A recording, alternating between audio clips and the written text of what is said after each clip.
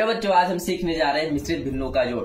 बच्चों ये सवाल आपको बहुत परेशान करता है, तो आज हम सीखेंगे इस सवाल को सबसे आसान तरीके से कैसे हल किया जाए। तो हमारा पहला सवाल है 2 सही 3/2 प्लस 3 सही 6/5 2 सही 3/5 प्लस 3 सही 6/5। ऐसे सवाल को हम कैसे हल करें। तो सबसे पहले हम क्या करते हैं, इसको सही रूप में बनाते हैं। ध्यान से देखिएगा, सबसे पहले हमारा काम क्या होता है, जो हमारा आधार होता है, जो हर होता है, वो आगे जो नंबर लिखा होता है उससे गुणा करता है।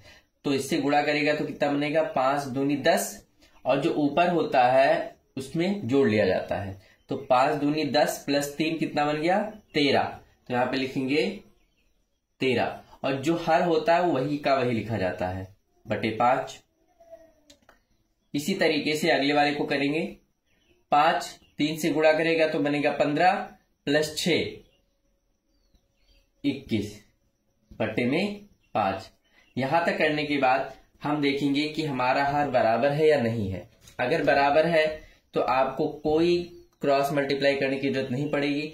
अगर बराबर नहीं है तो एलसीएम मेथड से भी कर सकते हैं या फिर क्रॉस मल्टीप्लाई से भी कर सकते हैं। तो यहाँ पे हम देख रहे हैं हमारा जो हर है ना वो बराबर है। तो इसके लिए हम क्या करेंगे, हर को एक बार लिखेंगे और ऊपर वाले जो नंबर हैं उनको वैसे का वैसे उतार लिया जाएगा। अगर प्लस निशान के साथ है तो प्लस, माइनस निशान के साथ है तो माइनस। तो अब क्या करेंगे, ऊपर वाले को हम जोड़ लेंगे। तो ऊपर कितना बनेगा, 13 और 21 जोड़ेंगे तो 3 और 1 4 और 2 और 1 3, 34 बटे में 5। अब क्या कर सकते हैं, यहां पर अगर हमारा ये नंबर इस नंबर से कैंसिल होता तो हम कैंसिल कर सकते, अगर नहीं होता तो फिर इसको छोड़ देंगे। लेकिन अगर ध्यान से देखिए, हमारा जो सवाल था वो मिश्रित में था, तो इसका अगर आंसर आप मिश्रित में लिखना चाहते हैं तो आप इसको मिश्रित में कैसे बदलेंगे। ध्यान से देखिए, हर से हम भाग करते हैं,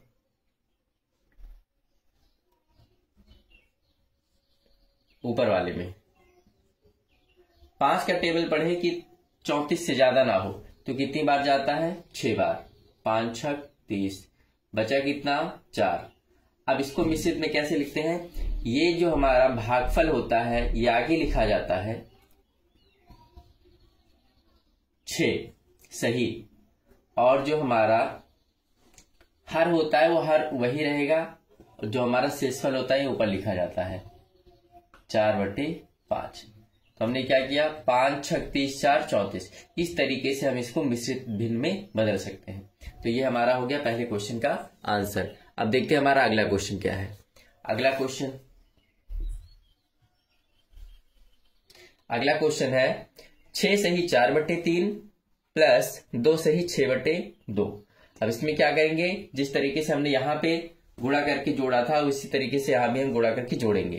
तो 3 का गुणा 6 में करेंगे तो 6 3 18 प्लस 4 22 बटे में 3, 2 दूनी 4 प्लस 6 10 बटे में 2। अब ध्यान से देखिए, 22 जो है वो 3 से नहीं कैंसिल होता, लेकिन 10 जो है वो 2 से कैंसिल हो जाता है। तो आप चाहे यहां पे कैंसिल कर ले या फिर क्रॉस मल्टीप्लाई का भी मेथड लगा सकते हैं। तो हम क्या करेंगे, इसको थोड़ा कैंसिल कर लेते हैं। अगर हम इसको कैंसिल करेंगे तो 5 बार में जाएगा, ठीक है।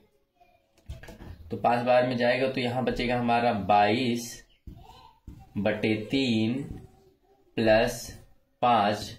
यहां पे हम लिख सकते हैं समझने के लिए 1। ध्यान से देखिए, हमारा इस बार हर बराबर नहीं है। तो हर बराबर नहीं है तो हम क्या कर सकते हैं, अगर 2 स्टेप वाले हैं, 2 ही पद वाले हैं, तो हम यहाँ पे क्रॉस मल्टीप्लाई का रूल लगाएंगे, ठीक है। तो क्या करेंगे कि इसका गुणा इसमें होगा, तो 1 का गुणा 22 में तो 22 कम 22,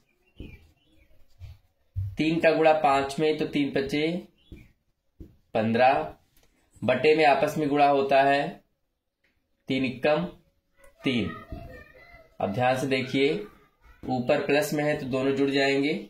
22 प्लस 15 जोड़ेंगे तो पीछे वाले नंबर को पीछे वाले नंबर से जुड़िए। 5 2 7, 2 और 1 3 बटे में क्या है, 3, ठीक है। तो इस तरीके से हमारा ये क्वेश्चन का आंसर हो जाता है। अगर हम इसको भिन्न में, मिश्रित भिन्न में बदलना चाहें तो कैसे बदलेंगे, यही मेथड लगाएंगे। हम 3 से डिवाइड करेंगे किसको, 37 को, तो 3 एकम 3 जाएगा, यहाँ पे उतरेगा 7, तो 3 दूनी 6, बचेगा शेषफल 1। तो जो यहाँ भागफल होता है इसको हम क्या करते हैं बच्चों, आगे उतारते हैं, तो 12 सही और ये नीचे वाला ऊपर बटे 3, तो 12 3 36 37 बटे 3, ये हमारा हो जाता है बच्चों आंसर।